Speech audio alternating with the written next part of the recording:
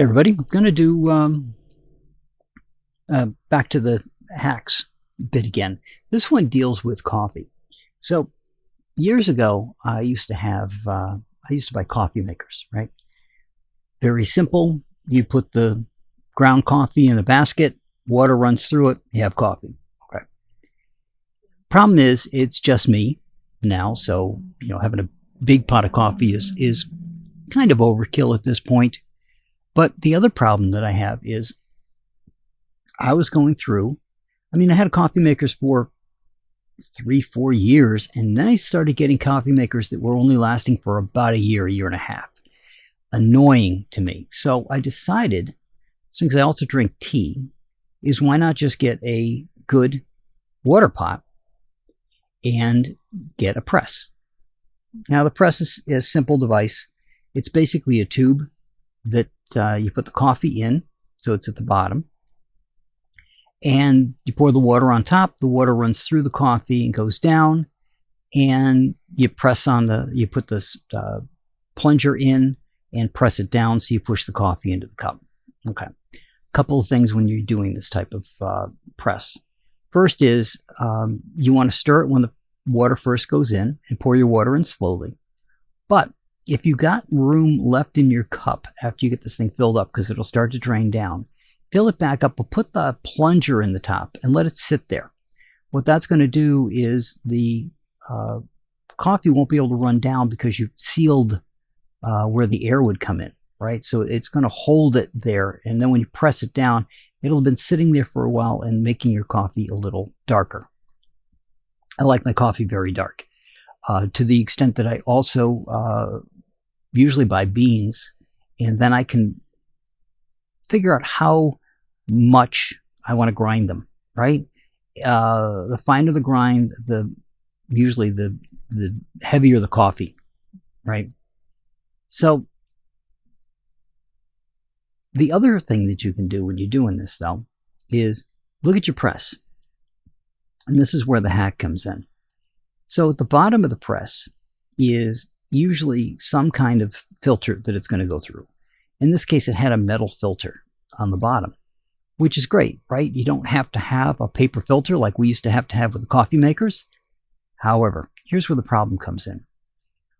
When you get done with using the press, right, you got to clean it. Well, how do you do that? When you take the bottom off, and it's a twist to take the bottom off, sometimes the metal plate would end up stuck to the coffee. But even if it didn't, the coffee is going to immediately fall out. I compost. I don't want to keep pulling the metal out of the composter. But they make small paper, at least I believe they're paper made, filters that you can put on top. So I use the metal one, but I put the paper one on top, right?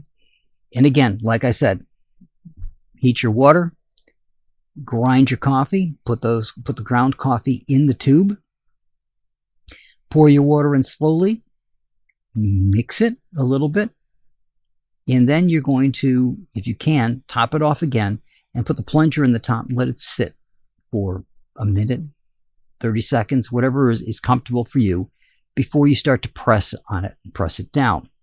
Now, a coffee press, the one that I have, is pure manual. There's no leverage to it at all. It's basically a tube with a plunger.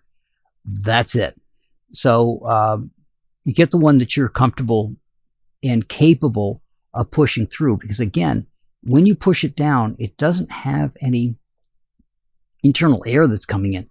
That's why when you put the plunger in there and you seat the plunger, it will actually keep the coffee from going down into the cup because there's no air coming in to help it get down past it. When you push it down, you'll hear it as it's going through, and it's basically having to cycle the air through the bottom in order to get enough air in there to push it through. So as the coffee's pushing out, it's got to be pulling in a little bit to balance it out. Once you're done, put it aside and let it sit for a little while. Let it dry just a bit.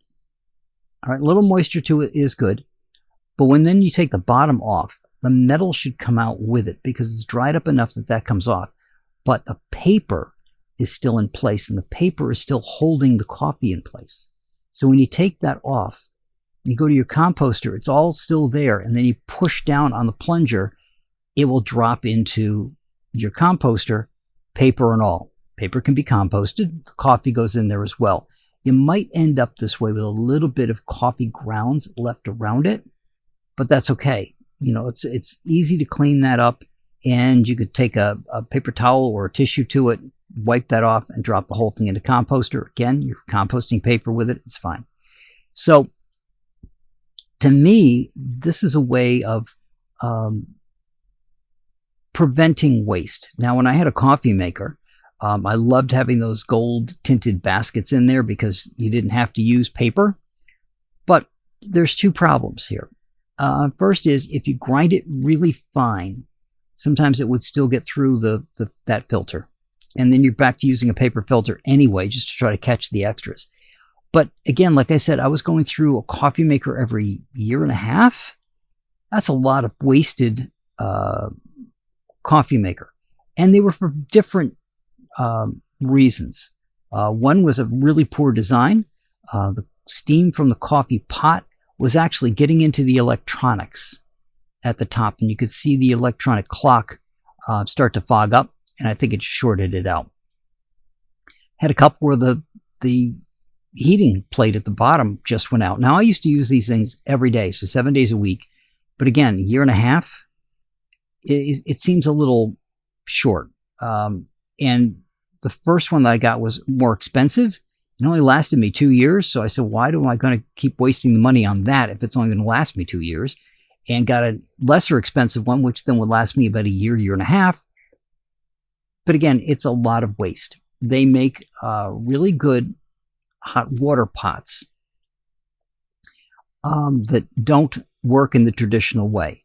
Plus, if the power goes out, I can always just make the hot water in the normal way. I have a small gas grill that I can just fire up, a little gas burner that I can fire up, pour water into a pot or into a pan, heat it, dump it in, and I can still get coffee. So this is something that'll work when it's not something I could get to work with the power off, because coffee makers are not you don't have a second way around with a coffee maker. But having the press also means that I have less waste, right? I'm making a cup of coffee.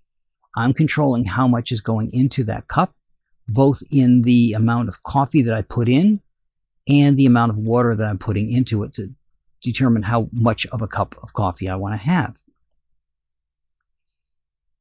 There is a little bit of waste here because we have that thin wafer of paper in the bottom.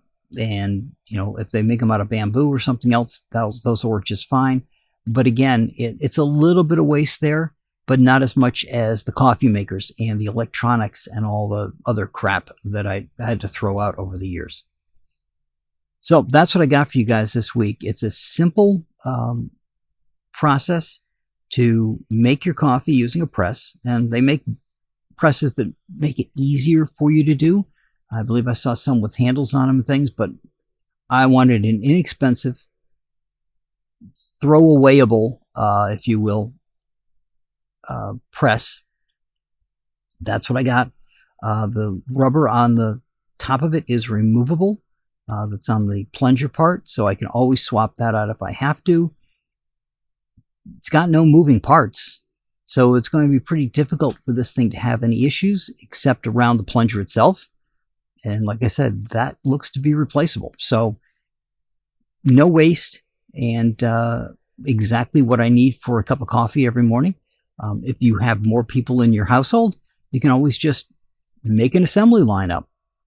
Buy a few of these. They're not expensive. Stack them on each cup. Put your coffee, ground coffee into each one, and just wait for the water. And then when the water comes out, just work your way down the line. It's very simple to do. Additionally, you can take your sugar and put it in the cup before you put the coffee in. So that sugar starts to dissolve. I use raw sugar. That sugar starts to dissolve with that first bit of coffee that comes in. Means a little less stirring required at the end. So that's how I make the coffee. And again, it cuts down on waste. It cuts down on electrical use. I can do it without electricity if I need to. And my pot runs off my solar, so it's replacing itself from the sun every day anyway. But that way I have a cup of coffee with no waste and don't have the excess coffee that I would have gotten should I use a pot, and don't have any pots to throw away, any coffee makers to throw away. Got lots of pots left over from the coffee makers that I've had to get rid of, but they aren't of much use to me at this point. But that's what I got for you guys this week. I will talk to you all next week.